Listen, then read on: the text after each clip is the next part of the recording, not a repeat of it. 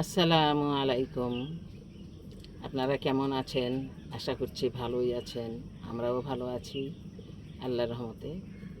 আজ আমি ডাঁটা পটল দিয়ে বাটা মাছ ঝোল করব।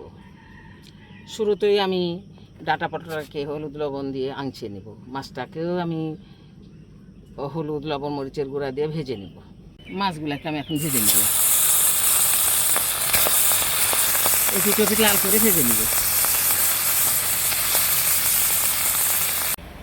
এই যে আমি ডাঁটা পটলটাকে হলুদ লবণ দিয়ে তেলে ভেজে নিলাম, তো আমি ভেজে নিয়েছি।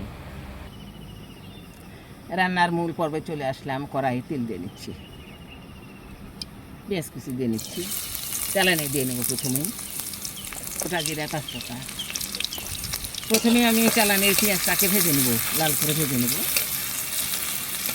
তারপর রান্না শুরু হবে। ভাজা হয়ে গেছে, লাল হয়ে গেছে, আমি এখন পানি দিয়ে দিচ্ছি।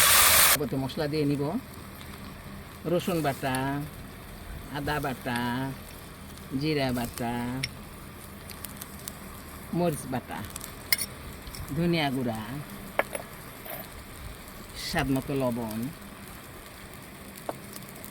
গুঁড়া, হলুদ গুঁড়া দেওয়া হয়ে গেছে। এখন আমি মশলাটাকে কষিয়ে নিই।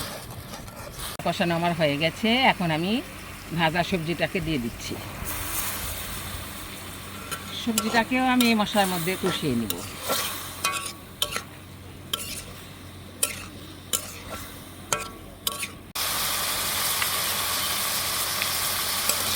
সবজিটা কষানো হয়ে গেছে মশলার মধ্যে, এখন আমি পরিমাণ মতো ঝোল দিয়ে নেব।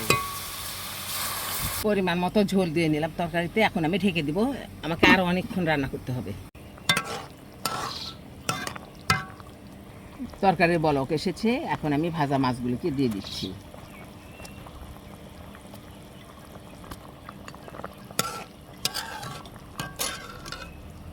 মাছ দিয়ে দিলাম, এখন আমি ঢেকে দিব, আমাকে আরও কিছুক্ষণ রান্না করতে হবে। তরকারিটা আমার হয়ে গেছে, এখন আমি নামিয়ে নিব। ডাঁটা পটল দিয়ে বাটা মাছের ঝোলটা আমার হয়ে গেছে।